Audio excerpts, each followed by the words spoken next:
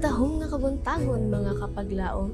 Atong hisgutan ining adlawa mao ang atong morning devotional nga naguluhan ang iyang mga pulong.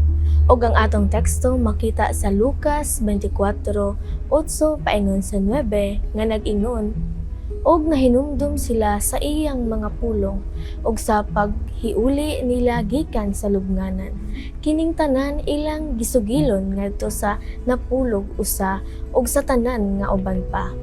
Anaa pa nako akong mga sinulat nga wali alang sa kawalaon katuig nga anibersaryo sa Alhambra SDA Church sa California. Ang uluhan sa wali mao ang hinumdumi ang umalabot. Importante kaayo ang pagpamalandong kung giunsa kita paghiya sa Dios sa nangagi tungod kay didto nato makita ang kasiguraduhan alang sa umalabot. Kung atong tan-awon ang atong kaugalingon, mga kinabuhi atong mahibaluan ang pagpakiguban sa Dios kanato. Og kung bahin sa atong kaluwasan, atong makita ang kasiguraduhan alang sa umalabot lamang kung kita mutan-aw balik sa krus. Ang mga babaye miadto sa lubnganan sayo sa Domingo.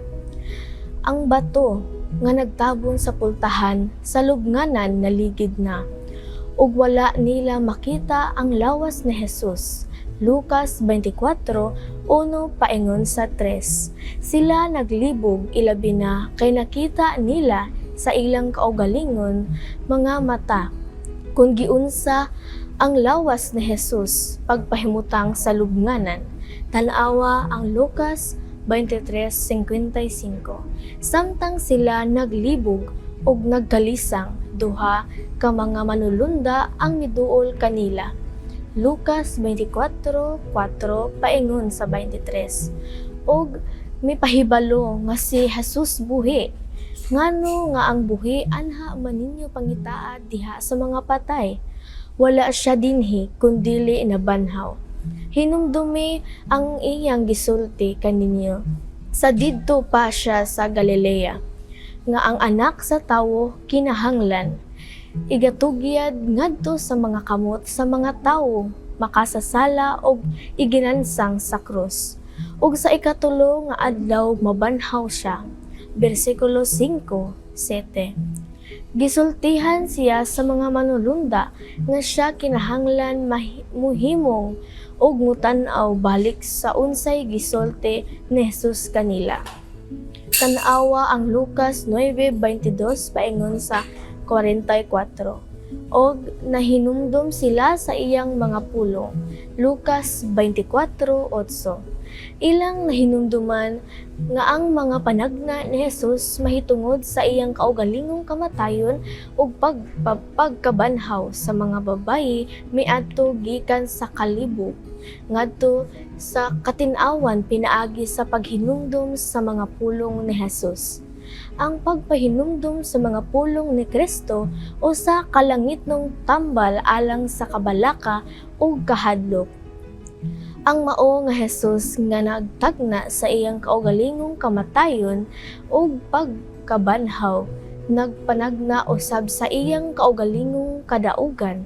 Tan-awa ang Lucas 21:27 ug Lucas 22:69. Sa matag higayon nga kita malibog sa mga kahimtang nga dili nato masabtan, ang pagpahinumdum sa mga pulong ni Jesus nagdala og panabot og kalinaw. Kung kamo sukad mabalaka mahitungod sa iyang mga kaluwasan o sa katapusan sa kalibutan, hinumdumi ang iyang mga pulong sa krus ngadto sa tulisan kanako.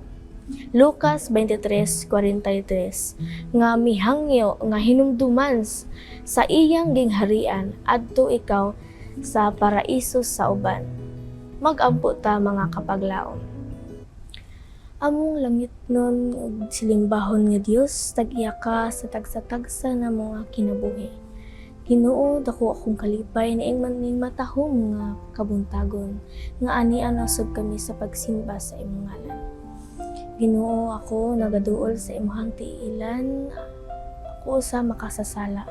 Ginoo, salamat sa mga grasya nga gidawa gihatag nimo kanamo. Salamat sa pagpamata nimo kanamo karong kabuntagon. Ginoo, katong mga pulo nga ako ang gilitok ining kabuntagon unta ila tong magamit matag adlaw. Ginoo, salamat Ginoo nga maaniya na sa kita kami nga nagadayeg sa imong ngalan. Wala kami kung wala ka. Pasayloain taon kami sa mga kapakyasan. Sa ngalan ni Jesus. Amen.